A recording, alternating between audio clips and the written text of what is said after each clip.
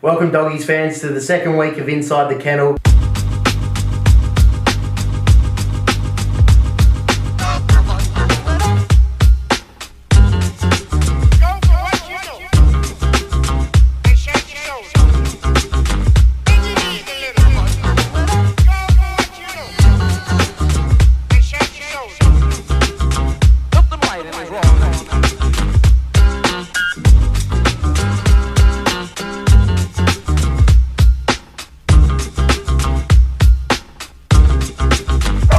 We've got a jam-packed episode tonight. We've got a couple of great guests starting with us tonight in Cooper Darms. Coop, good to have you on board, mate. Yeah, big fan of the show. A lot of big fans of the show. Yeah, the mastermind behind the show as well, Coop. So we've got to give him a lot of thanks. And Lukey Harbs, good to get you on. I wanted you for week one, but through illness, we've just had to wait a week. Yeah, we had to, mate. And Dewey did a pretty good job last week, so it's good to be on this week. No, good to have you, mate. And Coop, obviously some big news for you.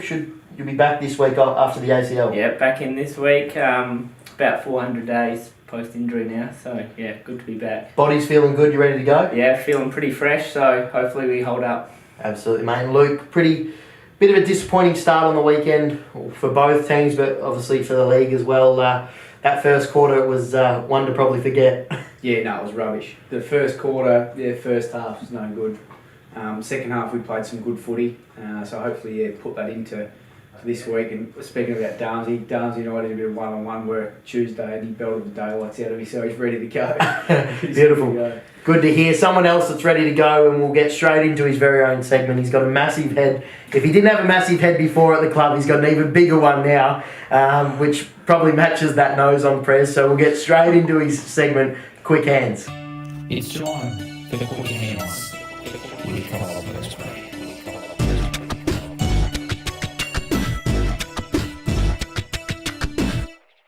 G'day Doggies fans, and welcome to round two of Quick Hands, here with the youngest brother of the three Nagels, Jackson. Welcome, mate.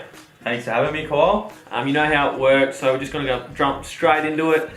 Over from Wodonga, mate. Besides meeting myself, what's been your favourite part of Adelaide so far? I like the nightlife, just love it, love being here. And Rumour is, mate, as well, you rate yourself as quite the rapper. You're going to give them what they want, I reckon. I reckon I'll do that live one day for the Doggies fans, maybe not tonight. Also, on singing, mate, heard you used to do quite the song on the toilet. Can you tell us a bit more about that? You just say, come on, Poop, sing it to yourself. My brother kind of stitched me up with this one, so shout out to me two brothers that... Yes, they did. Big fans of the show, Jack. What's your most used phone app? It would have to be Snapchat. I just love getting around the girls. Yeah. Girls are really good to talk to. I love the honesty. Is it true you label yourself as a bit of a cult hero amongst the group? Dewey said that in last episode, but I'll take it along as I'm the cult hero of this group. Who is the biggest pretty boy at the club? Kyle Presby would have to think he's the biggest pretty boy. You reckon? Yeah. And last but not least, mate, biggest pest at the club? I'd have to say Fraser O'Gorman. Thanks for coming on the episode, Jackson. Thanks for having me. No, it's good. Thanks, mate. Thank you. Cheers. Very interesting Quick Hands by Prez this week with Jackson Eagle. Certainly a bit of fun it was filming that, watching the boys go at it, but he's doing a good job, Prez, and getting better each week. Boys, let's get into this week's footy. Obviously back at the home deck at Ex-Convenience Oval down here at home, and we've got the Woodville West Torrens. They're going all right at the moment. Coop, talk us through the reserves. There's a few big changes, obviously. You headlining back with an ACL, but what are the other changes there as well? Yeah, it's a top of the table clash on the weekend here, but myself coming in, we got a lot of youth as well with Corey Durden, Tyrone Malera, Flim Pisani and Tyson Richard, and also Jack Calm in that side, 3 debutants.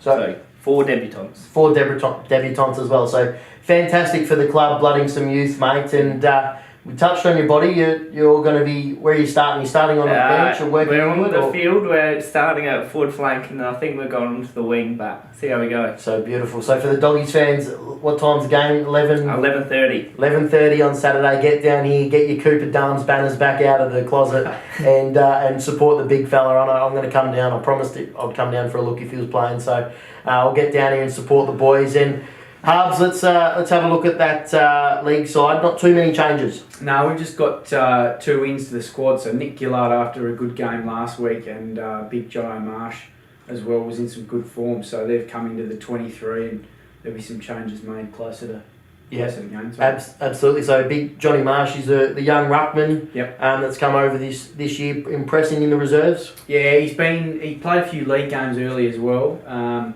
Just trying to put on a bit of size and get used to the speed of the game. And Big Rodney, we like to call him, Rodney Marsh.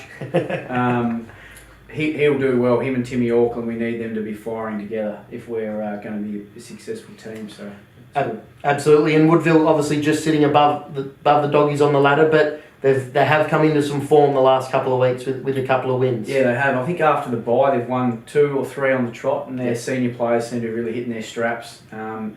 They seem to be in good form. So, we need to carry our game from last half into this week to be any chance of getting back on the winners list. Absolutely. And the message on the track this week, what's that been taking into Saturday? Just fighting intensity, really. Just trying to get into the game early, fast start, which we haven't had for a long time. So, it's up to the players now to bring that through on Saturday. Beautiful. Obviously, the long weekend, so a lot of buys for footy clubs around. I know the Barossa and Amateur League and whatnot. So make sure you get out, support the doggies this weekend, and I believe is it Past Players Day? Yeah, Past Players Day, 2009 Premiership reunion as well. So it'll be a big day.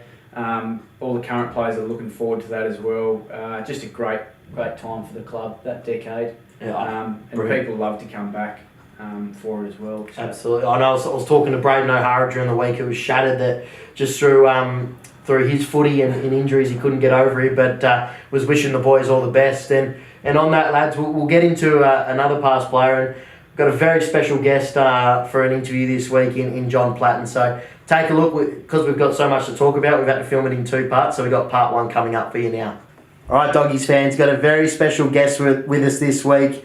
Absolute club legend, a legend of footy in South Australia and in Australia as well, from AFL, VFL and the SNFL, Johnny Platten. John, thanks for coming on, mate. No, beautiful to be here. Good, and just spent a little bit of time refreshing the batteries, mate, over in Bali. Oh yeah, just for about 8 days. So it was a really nice time to get away. We had the bye, so it was a good opportunity to head over to Bali for 7 or 8 days with some friends and sharpen up the batteries. Had a good time, and obviously the boys on Saturday against Sturt, probably not the first half that you wanted from them. No, not really. It's tough. The boys are doing it pretty tough at the minute, but.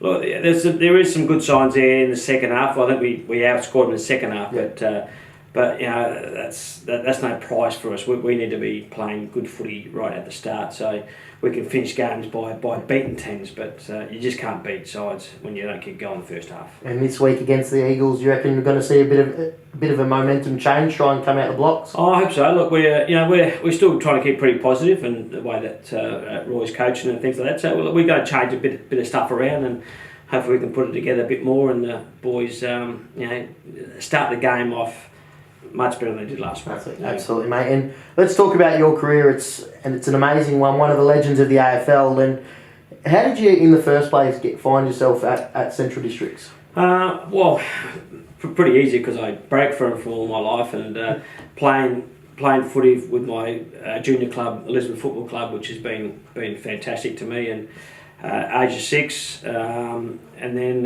moved up through all the ranks, and then I was lucky enough to get asked to come out and play with the under-15s out of Central back in 1979, I think it was. So yes, a few years ago, and then played a couple of years. 1980 played Teal Cup for South Australia, and then the rest of the half year in 1980 I played under-19s, and then the following year, 1981, was the breakout year. I got the opportunity to play league footy. So and you talk about opportunities, and we tell these blokes the same thing.